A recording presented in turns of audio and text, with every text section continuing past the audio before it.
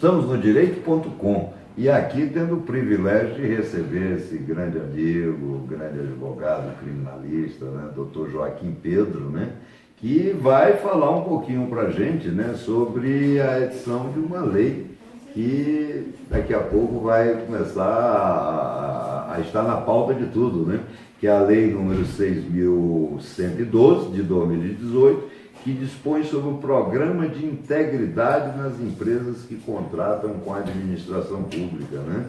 Seja muito bem-vindo, viu, Joaquim? É um prazer enorme recebê-lo aqui no Direito.com, viu? Obrigado, Raimundo. Na verdade, é sempre uma honra vir aqui conversar com você.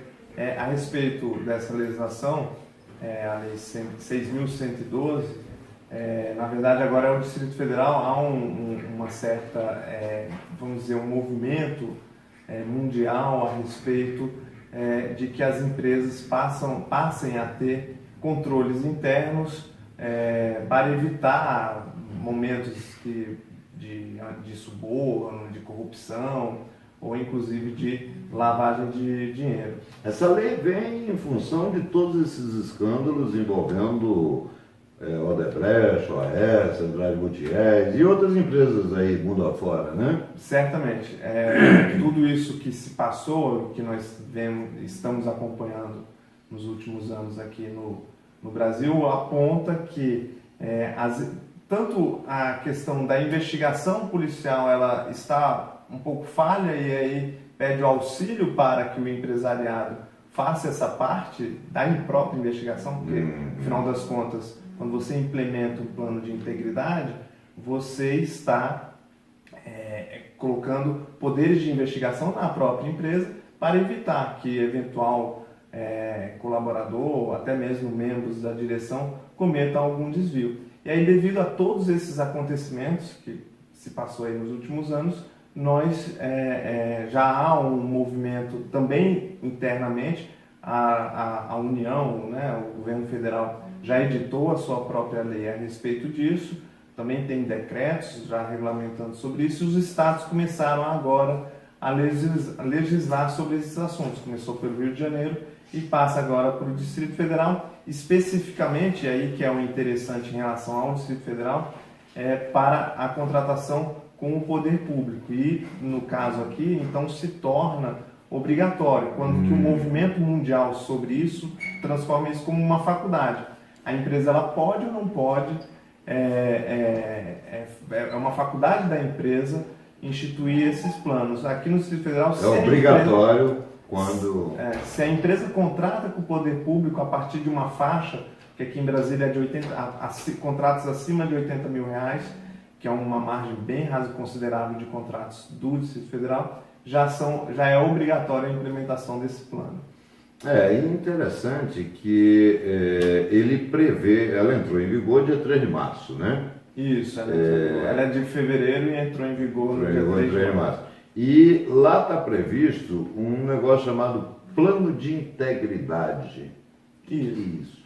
Então, o plano de integridade é justamente isso. Chama-se compliance ou plano de integridade, que é um conjunto de normas internos da empresa em que se procura evitar ou minorar os riscos de corrupção ou de suborno dentro da empresa e, como disse, de lavagem de dinheiro também na empresa. E quem é que homologa esses planos de integridade? Pois isso é uma questão interessante que certamente vai agora, a partir de agora, na verdade já é um grande debate que nós temos, que é quem vai dizer se o plano de integridade daquela empresa ele é bom ou não é bom.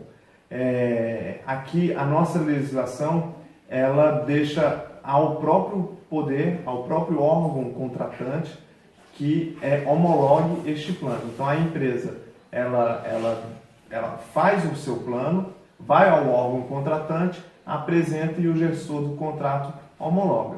Nós vamos verificar como o governo local agirá se de repente ele encaminha essas homologações para um órgão central, uma espécie de controladoria ou algo nesse sentido.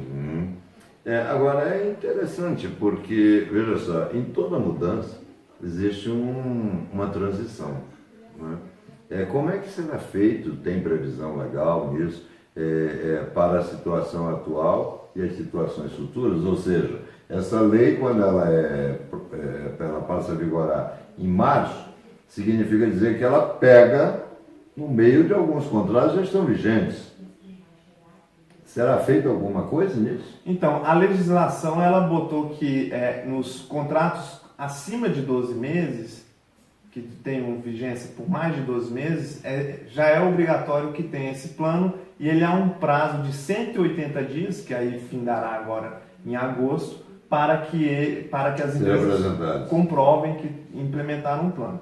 Particularmente, eu entendo que esse dispositivo da legislação não tem validade, porque na nossa Constituição há um dispositivo que diz que a lei não poderá prejudicar o ato jurídico perfeito.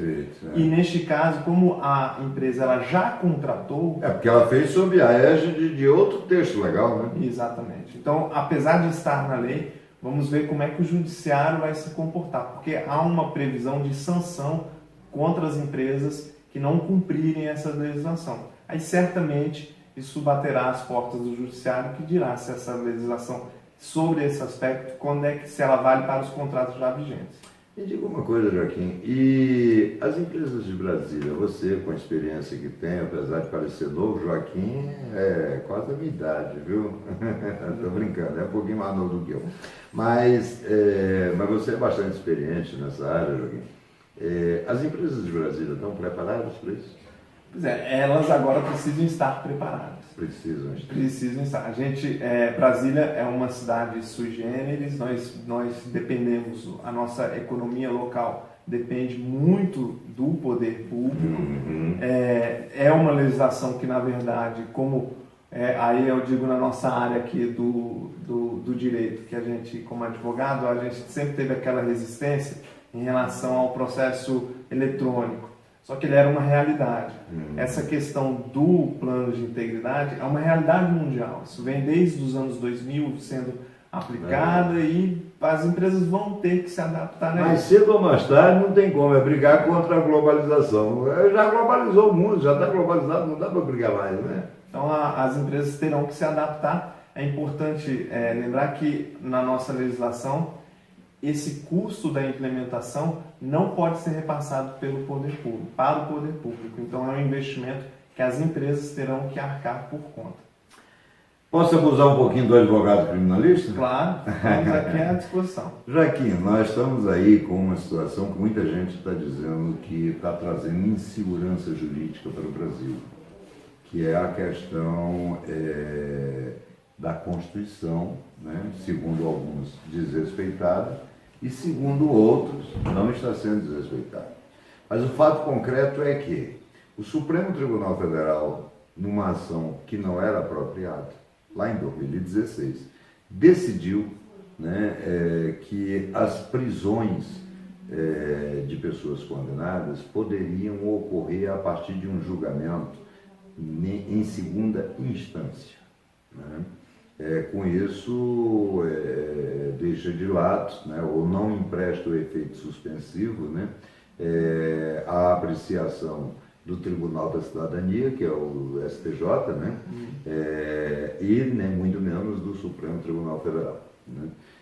Isso tem gerado muita polêmica. Lá atrás não se gerou polêmica, porque me parece que a primeira consequência foi prender o Eduardo Cunha, que estava demonizado, né? Mas ninguém reclamou, né? Mas lá atrás também se entrou com uma ação, um ADC, né? Uma ação declaratória de constitucionalidade, para verificar, né, se um texto da Constituição que diz que ninguém poderia, né, ser considerado culpado até trânsito em julgado, né? Texto esse repetido no Código de Processo Penal, né? Se era constitucional ou não. A meu ver, uma ação até desnecessária, porque eu nunca vi na Constituição um texto tão claro quanto esse. Mas, enfim, isso é uma questão subjetiva de interpretação, né? Aí, essa ação declaratória não entra em pauta. O que é isso, Joaquim? O que está acontecendo no Brasil? Às vezes a gente, do direito, nós temos aquela impressão de que o Supremo ele é um tribunal técnico, né? e no final das contas é uma corte política.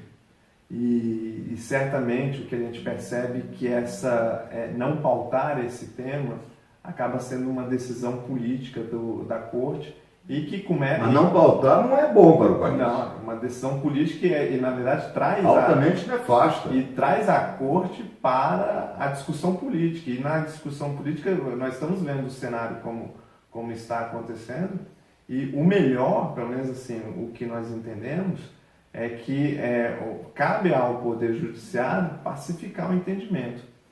Para bem ou para mal, sendo uma ou outra decisão, o Judiciário ele precisa consolidar esse entendimento. O que foi feito em 2016, porque a decisão que deu a reviravolta na interpretação sobre esse assunto, ela vem de 2009, e era uma decisão que já estava sendo utilizada por todos os tribunais, já estava consolidada. Em 2016 há uma reviravolta, há pouco tempo, inclusive, até para explicar para pessoas que foram ou que tiveram resultados diferentes. E essa mensagem que o judiciário passa, dessa inconstância de dizer... Aí traz a insegurança. Traz. E isso é o pior. Na verdade, o judiciário não pode trazer essa insegurança. Pelo contrário, ele tem que trazer a certeza. Ele tem que trazer a certeza, ele tem que ser técnico, ele tem que evitar esse debate político, porque o debate político tem que ser feito por quem tem essa prerrogativa. Exatamente, é em outra área, é na área do executivo, do legislativo. Isso trouxe como pano de fundo a questão do Lula, né? Quer dizer, ninguém aqui quer discutir Lula. O que nós estamos dizendo é que nós temos que discutir o devido processo legal, que hoje é o Lula passageiro. Né? Amanhã poderá ser a Maria, exatamente. Depois da manhã o José, e assim por diante. Né? Exatamente, e embora haja pesquisa no sentido contrário, mas quem milita na área sabe que a taxa de sucesso em habeas corpus, que sobem ao Superior Tribunal de Justiça e ao Supremo Tribunal Federal, é extremamente razoável e é um número considerável. Mas, Joaquim, se isso já serve para justificar, eu vou um pouco mais além. Me permita, porque eu sou um advogado da moda antiga, né? Se existe a previsão legal do recurso, interessa a taxa de sucesso. Se todos forem providos, interessa. A Constituição diz que todos nós somos escravos da Constituição. Não somos aqui nenhum primo legítimo de Deus, e muito menos tio dele para mandar nele, para mudar o texto constitucional ao nosso sabor. Isso não compete. Isso não compete ao membro do Legislativo, que tem a prerrogativa de legislar, e muito menos a membros que não têm prerrogativa de legislar. E isso gera... Desculpa, lá no Piauí a gente diz assim, gera essa esculhambação toda que está no país. Raimundo, a autoridade, o texto constitucional ele possui autoridade. E essa autoridade ela tem que ser reconhecida. E são as decisões judiciais, no final das contas, são as decisões judiciais que reafirmam essas autoridades. Exatamente. Essa autoridade. Mas quando essa autoridade judicial começa a agir fora das suas atribuições, começa a desfazer a autoridade. Aí ela começa a desfazer a própria autoridade. Quer dizer, isso se volta contra ela. Se volta, certamente. E as perspectivas, a gente, obviamente, nós somos sempre otimistas, mas nós ficamos, principalmente, e aí eu digo como um advogado que presta serviço, o serviço jurisdicional ali para a pessoa que está ali na ponta, que é o cidadão, né? E fica difícil, inclusive, de explicar a ele o resultado daquela causa, porque o que está na lei ou na Constituição não foi observado e eu não consigo dizer a ele, tecnicamente, que, olha, não foi observado porque hoje as nossas autoridades judiciais, elas estão desfazendo a autoridade do texto legal e do texto constitucional. Eu fico muito preocupado com isso, viu, Joaquim, porque, veja só, eu advogo desde 1979, você não era nem nascido, né? E você recebia seu cliente e ele lhe trazia os fatos, né? E você tinha segurança de dizer, não, isso aqui vai demorar tanto tempo, mas o resultado será esse. Exatamente. Hoje, como é que você pode dizer isso para o seu cliente? Exatamente. E quando eu digo como é que você vai dizer isso para o seu cliente, você joga para ele uma incerteza que o coloca num terreno pantanoso. Ele fica sem saber o que fazer da vida. Exato. E você acaba... tem um termo aí que está na moda, que é empoderamento, né? Uhum. E esse termo ele é interessante nessa área, porque nós vemos um empoderamento de órgãos já extremamente poderosos. Há órgãos que acusam e órgãos que mesmo julgam. Uhum. E dessa forma, com essa inconstância, às vezes uma mera narrativa é suficiente. Um enredo que se cria é suficiente para o oferecimento de uma denúncia, o recebimento de uma denúncia e, no caso, processamento de uma ação penal. E isso é muito grave. Nós temos quase derrubaram o presidente da República. Nós temos um reitor que se suicidou. Pois é esse outro item que eu ia colocar para você. Veja só, nós tivemos aí, em setembro do ano passado, uma ação da Polícia Federal, né? Inclusive me parece que liderada pela delegada que atuava na Lava Jato, né? Que agora está atuando, eu acho que em Sergipe, sei lá, em algum lugar desse, né? E aí, o que aconteceu? Ali se construiu uma novela ao estilo global, né? E se colocou que o reitor Cal, né, seria o chefe de uma quadrilha que teria roubado 80 milhões da Universidade Federal de Santa Catarina. A delegada construiu esse raciocínio, a promotora, ou o promotor, não lembro bem, né, endossou, e uma juíza substituta determinou a prisão do reitor. Reitor foi encarcerado, algemado, acorrentado nos pés, tirado a roupa dele, ficou pelado 6 horas dentro de uma masmorra, né? Ninguém lhe perguntou absolutamente nada sobre o caso. 8 dias depois, se não me engano, morto de vergonha, foi ao 7º andar de um shopping, se jogou e se matou. Foi a maior lição que ele podia ter dado para essas pessoas que foram, para dizer o mínimo, irresponsáveis. Porque, primeiro, 80 milhões é o valor do que foi repassado para a universidade ao longo de uma década. Não era um golpe. Segundo, não existia absolutamente nada contra o reitor. O reitor tinha 1 ano de gestão. Os fatos se referiam a gestões passadas, que ele, inclusive, tinha mandado apurar. Mas tem um cadáver, e aí? Como é que vai fazer? Porque você manda prender alguém, depois você tira, indeniza, não sei o que e tal. Isso é uma coisa. O sujeito perdeu todo o patrimônio, não tem problema, reconstrói, perdão. Agora, e nesse caso, quem é que vai ressuscitar? E o pior, nem o delegado, nem a delegada, nem o promotor e nem o juiz estão na cadeia. E aí? Que país é esse, Cazuza? Esse é um problema, justamente por conta desse desapego à legislação, à legalidade.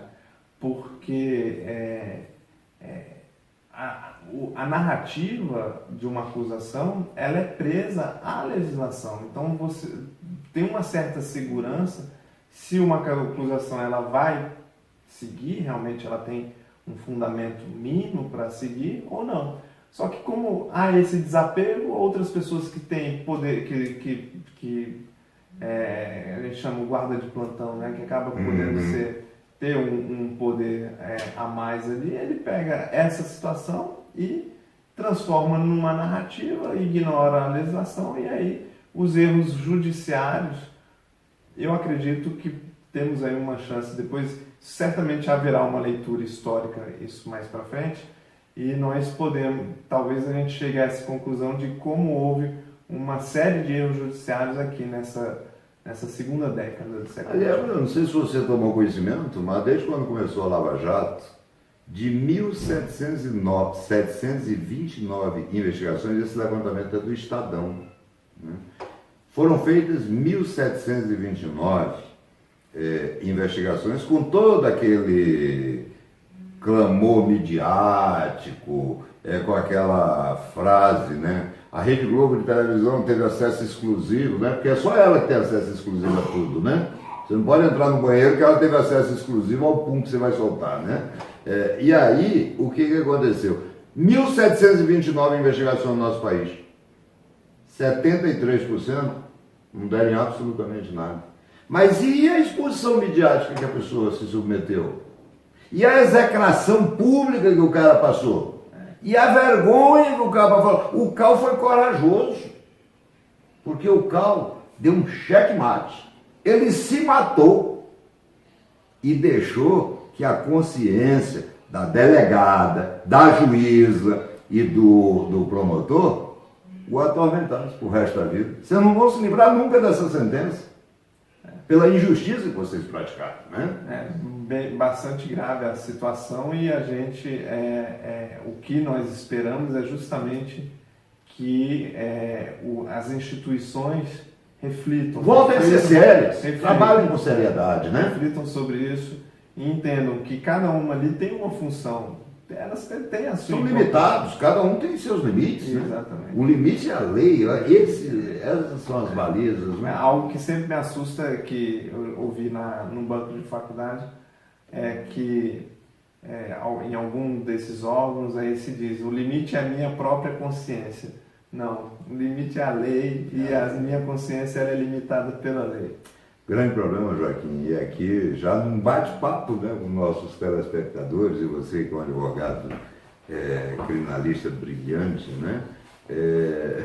Nós, Joaquim, temos que ter em mente o seguinte: quando o crime é praticado por um bandido, isso é uma coisa, porque nós temos os órgãos de controle funcionando para poder reprimir. Agora, quando o crime é praticado por agentes do Estado, aí é o terrorismo de Estado, que é o que, lamentavelmente, pela ação deletéria de poucos, são poucos, despreparados agentes públicos, está acontecendo isso no Brasil. O Brasil vive um clima de incerteza que, olha, não corre o risco de dar certo.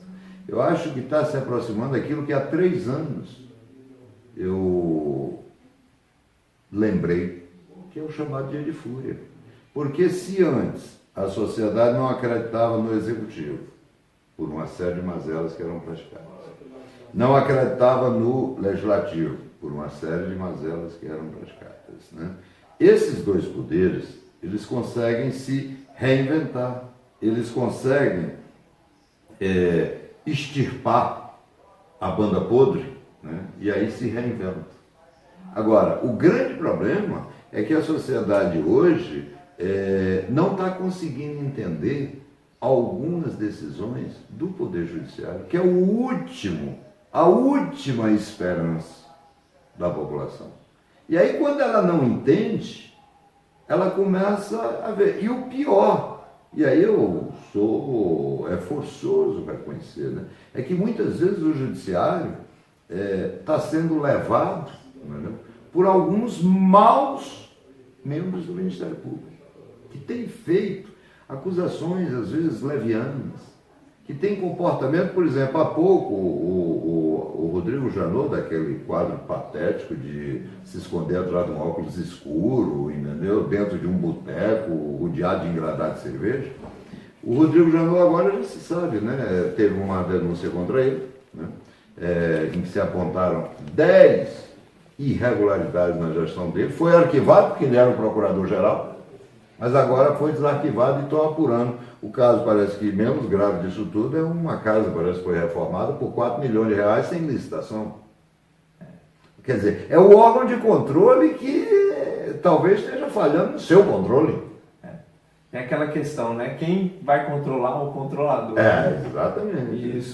E isso leva, nós temos na nossa legislação, nós temos lá o Conselho Nacional do Ministério Público, o Conselho Nacional de Justiça, e são órgãos que nesse momento são importantes, até porque... Mas o CNJ, ele pune muito, o CNMP, que é do Ministério Público, pune não. O que a gente observa, o que nós estamos observando é que o CNMP ainda não se achou no meio disso tudo. Ou não quis se achar. Ou não quis se achar no meio disso tudo. E é importante, e aí uma cobrança inclusive de nós, advogados, porque a advocacia possui assento no CNMP, e ela possui assento não só pela advocacia, pela Ordem dos Advogados do Brasil, mas também possui, digamos assim, porque a Câmara dos Deputados e o Senado têm direito a indicar os juristas para estarem lá, e aí a advocacia naturalmente participa desse debate. Então é uma posição interessante, e aí é uma pressão que a própria advocacia tem que refletir para fazer com que este órgão se encontre e se ache no seu lugar. Inclusive nós temos aí um projeto de lei que atualiza o projeto de abuso de autoridade. Porque, claro que existem abusos. Onde existe ser humano, existe abuso. Né? Mas a gente vê aí uma pressão enorme, né, para não aprovar esse projeto. O projeto de lei para atualizar a lei de abuso de autoridade, que é uma lei de 64, é antiga, da época da ditadura, então a gente já dá para imaginar o conteúdo e como está lá. Na verdade, até como advogado criminalista, a gente sabe que se por um acaso encaixar em alguma daquelas normas, ela vai prescrever. É um dos prazos de prescrição mais rápido que existem, são os que estão na lei de abuso de autoridade. É urgente que se reforme essa legislação. É urgente, necessário, porque abusos estão acontecendo nos borbotões. Exatamente. E aí, quer dizer, vou só dar um exemplo para a gente poder encerrar para o nosso telespectador. Uma pessoa que é acusada, é um caso concreto que nós tivemos aqui no Brasil, uma pessoa que foi acusada de corrupção, foi afastada da sua função, passou 5 anos afastado, e quando veio o julgamento, que é 5 anos foi o prazo que o judiciário precisou para julgar, o rapaz foi absolvido. Tá. E aí? Quem o acusou e não conseguiu provar, sai ileso disso? Essas consequências têm que ser previstas, tem que na lei de abuso de autoridade. Tem que estar ali na lei. Claro, é evidente. E não só porque nós temos também, foi citado a questão da corrupção, mas também temos as ações por improbidade administrativa, que vira e mexe, acaba dando pedidos improcedentes, que é como nós falamos, e na própria legislação diz que não há condenação em custos e honorários, então é um estímulo para que ações sejam ajuizadas de forma temerária. Isso é fundamental, é urgente que seja feita essa reforma. É isso, olha, Joaquim, bate-papo gostoso, coisa boa, a gente sempre está aprendendo aqui com você, entendeu? Que tem aí uma militância extraordinária no direito criminal, né? E para nós, assim, é um prazer enorme poder recebê-lo aqui no Direito.com. Sempre que você tiver uma folguinha, venha cá para a gente poder conversar, porque tema hoje em dia não falta, viu? Com certeza, na verdade a honra é minha, e eu que aprendo aqui com vocês, é sempre um privilégio estar aqui do lado de vocês. Muito bem, e o Direito.com, se Deus quiser, semana que vem estaremos juntos novamente, né, falando de algum tema palpitante, né, para a sociedade brasileira.